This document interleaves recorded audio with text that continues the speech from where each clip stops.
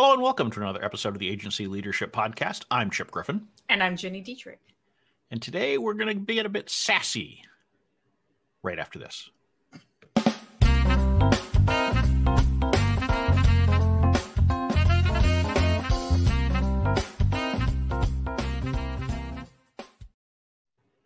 Or perhaps more accurately, we'll tell you why you shouldn't be sassy.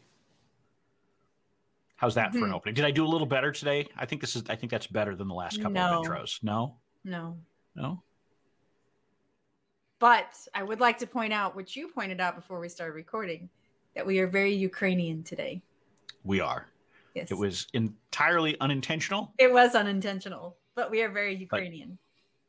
And it'll be a few weeks before this actually airs, but hopefully things are better or getting better, but it doesn't seem like Yeah, when we're recording, it's not. It's definitely not good right now. Okay.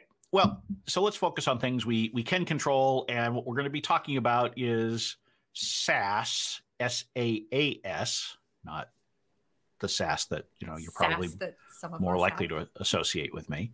And we're going to specifically be talking about why, just because you may see what works when people are selling SaaS products or when you're helping your clients sell SaaS products, you should not simply adopt those same tactics to sell your agency's services. And it is a popular idea out there that you can look and see how some of these other services are being sold. And so you ought to be able to apply the same things, the drip campaigns, the Facebook ads, the whole idea of the funnel and, all that kind of stuff. And you'll see plenty of experts out there in agency land who will tell you basically to follow that same model. And we've previously told you how you should perceive experts, even folks like us. But let's talk about SaaS marketing versus agency marketing. Why is it different, Jenny?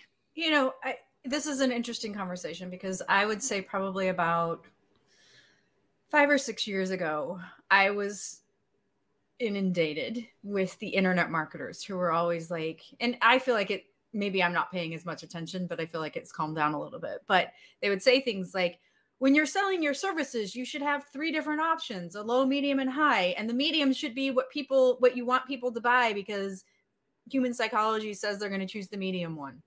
Or to your point, you should have a customer journey and do drip campaigns. And not to say that stuff is wrong. It just doesn't work the same way it does for a SaaS business or an e-commerce business. And, our expertise in my agency is SaaS. And we do lots and lots of things that work really well for those businesses because it's a purchase that they can make on their own. They can do a self-serve demo. They can make that purchase on their own. And in our business, in an agency business, people are buying relationships. They're buying chemistry. They're buying knowledge and your ability to do the work. But what they're really buying is the people. And you can't sell that online, unfortunately. Right. And look, I've owned and operated SaaS businesses. I've owned and operated agency businesses. And they are fundamentally different. Yes. They are. Yes. There's the self-serve aspect that most SaaS businesses have, at least for a portion of their services. So you can, bring people in that way. But the other aspect that's different is the whole volume is wildly different, right? Because in a SaaS business, you're typically trying to sell a lot of accounts every month. In most normal agencies, the vast majority of agencies, probably every one of you who is listening right now, you're not looking to get hundreds or even tens of clients per month. If you got one new client a month, that would be going gangbusters, right? Because we tell you the ideal number of clients is 10 to 15 at any given time. Right. Unless you're doing purely project work, you're going to be carrying over a lot of these clients from month to month. That means that if you got 3 or 4 a year, that's probably a good year for you in all likelihood, assuming that you're not, hemorrhaging your existing client base, in which case address that first. Right. If I'm working with an agency and they have a high churn, I always tell them, deal with the churn first, then worry about getting new business. Don't just try to replace bad business with more bad business. And SaaS businesses are very different. You're constantly out there trying to get, and generally speaking, the more you can get, the more you can serve, right? It's like playing a plane with unlimited seats. Right. you can just keep filling it up. An agency, you can't do that. So it's entirely different. It's different scale, and it's a different kind of sale, and you're building a relationship. We lose this aspect, particularly on the PR side where it's public relations. Right. We forget sometimes we're building relationships. And while there are things you can do with technology to automate some things and perhaps get in front of folks for the first time, it's much more hand-to-hand combat to close agency sales, and much less about the same kinds of fancy funnels and drip campaigns and, formulaic responses to this or that that's going to get you where you want to go. Yeah, I 100% agree. And I will tell you that, in my business on the Spin Sucks side, we have professional development, we have the PACE model certification, we have online courses. That stuff I can do with Facebook ads and drip campaigns and the whole top of the middle, bottom of the funnel stuff. That stuff I can do. I have not been able to apply that same principle to the business, nor, to your point, what I want to, because I can't handle, my business cannot handle more than maybe 2 new clients a quarter. One is really optimal for us because of the onboarding that we do. Sure. It takes us 90 days to get people up and going and get the team and all of that accustomed to doing the work. So to bring in more than 2 a quarter would be horrendous for us.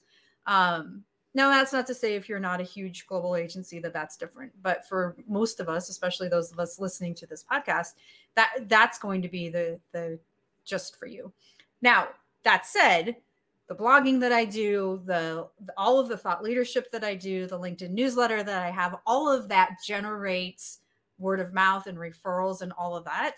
But I still have to do to your point, hand-to-hand combat. Like, I'm still having the conversations. I'm still introducing the team.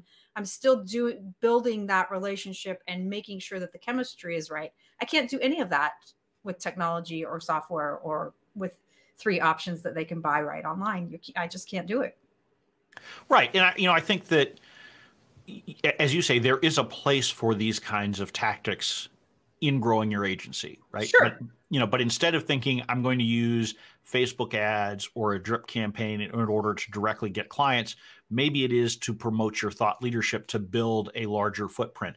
Absolutely. At the same time, you have to consider, how useful is that to you in the work that you're doing, right? I mean, sometimes we get this idea that, we just need to go out and grow the next Spin Sucks, and all of a sudden, all's going to be right with the world. Yeah. And that's not necessarily true. Because if you're going to be doing that, then it has to be something where your target market is actually paying attention to whatever you're creating. Otherwise, you're creating it for some other purpose, some of which may be valid in themselves, right? We've talked, about eating your own dog food and using some of your agency marketing as an experiment in order to learn and develop new skills. So perhaps you do want to use Facebook ads or a drip campaign or something like that for the agency. And you're accepting that it's not likely to be a major driver of new business, but you're doing it because it helps you refine those skills in a safe manner.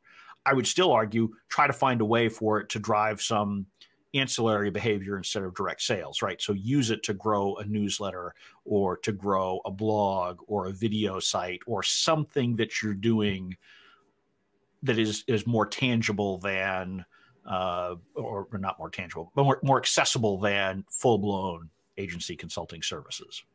Yeah. And I mean, this and listeners know this, but I'm a huge proponent of having passive income. If it's online courses, if it's using your IP in some way like that, I'm a huge fan. And you can absolutely test these kinds of methods on that piece of your business if you have that. But I think you're right. I'm trying to think, if I sent a blog post and then did a drip campaign with some Facebook ads and a landing page, it just wouldn't work the same way right. that it does. Right. But you could look at, if you're an agency and you don't want to take on building the next Spin Sucks, you can go out and create a single piece of content that's evergreen that you are out there promoting, and you can turn it into an ebook or even a real book these days. Self-publishing is not a very high bar, and you also don't have to to write 100,000 words to have a printable book that you can use as effectively a business card, a proof of expertise, that kind of thing. And so maybe you use some of those drip campaign tactics and the Facebook ads and Google ads and things like that to drive to that piece of content. Mm-hmm. Sure. that demonstrates your expertise, and it starts to, to position you with your target. Again, really critical to make sure that whatever you're creating is actually going to be consumed by your target, because too often I see people create content that is maybe great content, but not likely to be consumed by someone who's also going to hire your agency. And you really want that connection between your ideal client definition that hopefully you've created, and also that, the people who are going to want to download that or get a copy of it. Right. So I think what you're speaking to, and I see this a mistake a lot, is that we tend to create content where we're talking to each other. So I'm creating content for the PR industry, yep. Or, somebody else is creating content for, other Facebook ad creators, whatever happens to be. But those aren't the people who are going to buy from you. And certainly it's what you know well, and it's your passion. But that's it. You have to take that and be able to twist it so that it is applicable to the people who would buy from you. So when I talk about what I talk about on the blog is specific to communicators. But when I take that content and I tweak it for and I repurpose it for other places like LinkedIn or Medium or places like that, I always change the message a little bit so that I'm speaking to an executive. So I'm speaking to a chief operating officer or a CEO or a chief marketing officer. And I tweak it or I repurpose it in that way so that they see that and go, oh, I really like the way these people think. I should call them. And it's just a little bit different, and it's nuanced a little bit different, but you have to be thinking about those kinds of things. Yeah. I mean, you make a great point, because it's the same expertise. You're just packaging it differently. Mm-hmm. And certainly this is something that I've been guilty of in the past. When I ran Custom Scoop, I had a publication called Media Bullseye, and it spoke to, more of my peers because that was what it was fun to do. Sure. But didn't necessarily speak to the people who were likely to be buyers of the service. And so I ended up creating great content that got great traffic and did absolutely nothing or very little for actually growing the business, until I realized this. And it took a couple of years, but I finally pivoted it to have more of the focus that was necessary in order to actually help sell the underlying product that we were offering. And so that's something where it's not that you have to go out and learn something new. You already know this. You're trying to show the expertise that you already have, but how you package it, how you position it is different. Let's take, for example, last year's Clubhouse craze, which I thought was dumb from day one. But let's say that you want to be creating content about Clubhouse because you're an agency. You would put it in terms of, why is this relevant or not to actual ultimate clients, not to the technical details of how you use Clubhouse and set it up and all, because you're speaking to a different buyer. Right. When you're talking about the nitty gritty of how do you connect your phone to Clubhouse versus where does Clubhouse fit in the overall communications landscape? Yep. The answer, of course, by the way, is exactly where I said it was, which is nowhere. Yeah, it didn't really last, did it? It didn't really. That was a really hectic 6 weeks for them, but yeah, it was. Yeah, it just. And then everybody realized this is a 1970s party line. We don't need to revisit that. I remember my younger brother, who was a senior in college at the time, DM'd me on Twitter, and he was like, "Am I missing something, or is this exactly that, a party line?" And I was like, "No, you're not missing anything." Right. And probably half our listeners don't even know what a party line is. That's fair. Which may be why Clubhouse actually got a little bit of traction, because people hadn't experienced the joys of that back in I think they went away around the mid 80s or so, but for the most part, at least in my area in New Hampshire, they went away in the mid 80s. So I mean, it is good to take inspiration from, these various SaaS marketing activities, but they're not the kind of thing that you can just, cookie cutter place in. And instead, you really need to be thinking about, what can I do to build those relationships? And how can I have not a pipeline of hundreds of prospects at any given time, or even tens of prospects? If you had 10 solid prospects at any given time, assuming they're well-defined, qualified prospects who are matching your ideal client structure, you should be fine. Yeah. You should be fine. And that's a very different approach than having to build these massive email lists and, be running, all of these ad campaigns and, and those things also make your life a whole lot more complicated, right? Most of us in the agency world are constantly saying, I don't have enough time for business development.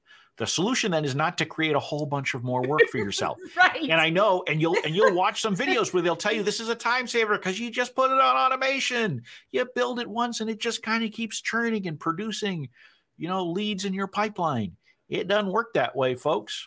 Does not work that way. And anybody who says that clearly has not run any social media campaigns or search ad campaigns. They require constant care and feeding. Constant care and feeding. Like every day, multiple times a day, constant care. It's not hard, but you have to be in there every day. Every day. And the reason why, frankly, a lot of SEO and PPC agencies have such high churn rates is because they don't do that. Because they are really trying to take a set it and forget it approach with their own clients. And so they're then applying the same thing to their own growth strategies. And those things work pretty well in that space for generating new leads and closing new business accounts. But it doesn't create sticky accounts. It doesn't create the kinds of relationships that most agencies are looking for. And so you really need to understand what's involved in all of these things. And it's one of the reasons why we talk constantly on this show about picking just a couple of things that you're good at, that you enjoy doing, and use those as your business development approaches. And don't try to do all these things just because some guru told you it was a good idea. I would say, and you and I do this where we watch the gurus and we have conversations about them. But I would say, like, pay attention to what they're saying. Like I said, I went through a period about 5 or 6 years ago where I was paying attention to every internet marketer. And then I realized they were all full of it and not helpful at all. And so they've left my purview. But I think there is something to be said for paying attention to the advice that the experts out there are giving, and then looking at it from the perspective of your business. Because like we say all the time, it depends. It may or may not work. If it feels get rich quick, it's probably not going to work. You're not going to work 4 hours a day or 4 hours a week. It's just not, that's not real life. Come on, Ginny. Yeah, I mean, I'm sorry. Planning to just work 4 hours a week and have just money raining down on me. Yeah, me too.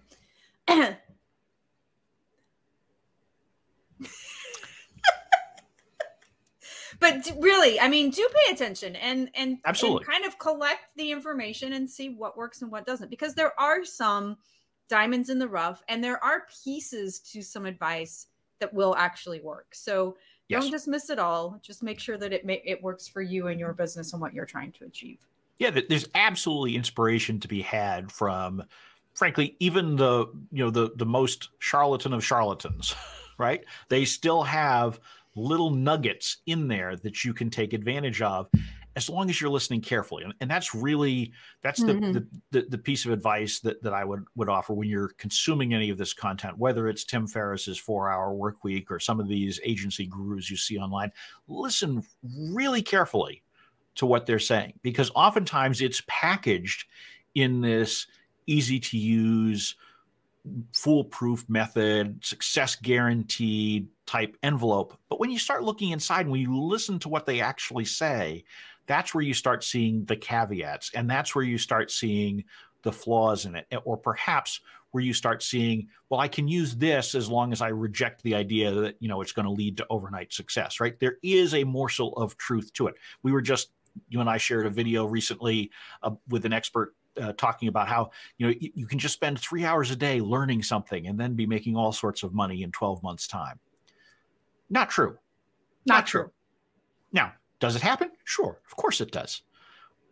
But what you want to really listen to there is that you can take the time to learn new skills, develop them, and monetize them. That Correct. Absolutely is reasonable and possible. Whether you can make it on the accelerated timeline that he was promoting or that others promote, that's an open question.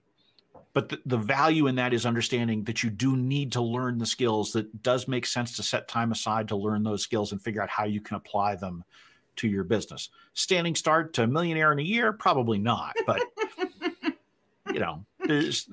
there is still value in that kind of thing. You just really need to be realistic about it and listen really closely and carefully to what they are saying, and not just the fancy packaging, the clickbait title, that kind of thing. Yeah, I agree with you on that specific video as well. When I watched it, first of all, I watched it and was like, I don't know what I just watched, so I watched it again. And that's what I took away from it as well, is that you can learn new skills, and you should be learning new skills or bringing new skills into your agency so that you can sell that to clients. Blogging for us was that. Like, we started blogging just to figure out if that was something that we should be offering to clients. And I'm glad we did it for ourselves first, because it was miserable. It was not good. It was like, and if we had done that for a client, we would have been fired really fast because it was that bad. But then we figured it out. We figured out search engine optimization. We figured out internal linking and external linking. Like, we figured all of that out. It took us a couple of years. And now we sell it as part of our toolbox, right? I mean, actually now clients hire us because we know how to do content marketing really well. But back then, no, nobody should have hired us to do it. No way. So that's what I took away from it, is that you absolutely can and should be learning new skills that you can eventually sell to clients. Yeah, absolutely. And some of these books that I disparage regularly or I have issues with, like Tim Ferriss's 4-Hour Workweek, there's a lot of good stuff in that book. Yeah. There's some good thinking about how you should be spending your time as an entrepreneur, or frankly, anybody, and helps you to think about those things in a more critical fashion. The headline obscures it, right? And so the headline, in that case, the title of the book, leads you down a path that is not a healthy or helpful one, because you've now set a goal based on that title that's really unachievable for the vast majority of people for what they want to do. Doesn't mean you can't take those nuggets out of there. It's like Built to Sell. You and I love Built to Sell for some of the advice that's in that book. It's got some really great building blocks for your business. Unfortunately, it's all oriented around the notion that you're going to sell the agency. Right. And at the end, the owner in the book literally walks away with a $5 million check on closing day, and it seems like he's just going to Tahiti and has no more concerns in the world, when the reality is that's probably not what happened in his deal that we don't put the details on, nor does it happen for 99.999% of agencies that are sold.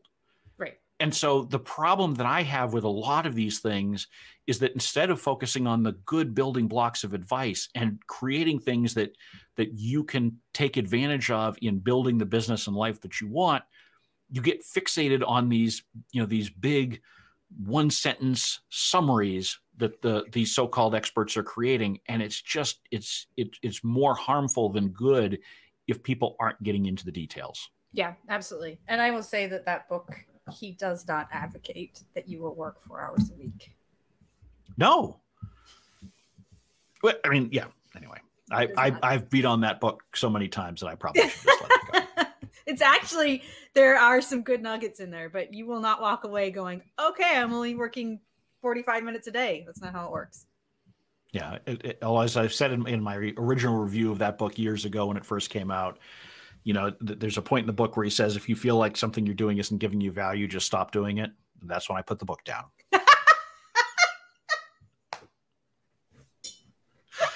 So on that note, hopefully you haven't already given up on this, because if you're listening, you haven't given up on it. So therefore you've seen value. We appreciate that. Or maybe you just can't find the stop button on your phone or whatever. So you're walking or driving. Whatever is keeping you here, we appreciate it. We hope you will come back for another episode, and that will draw this episode of the Agency Leadership Podcast to a close. I'm Chip Griffin. And I'm Gini Dietrich. And it depends.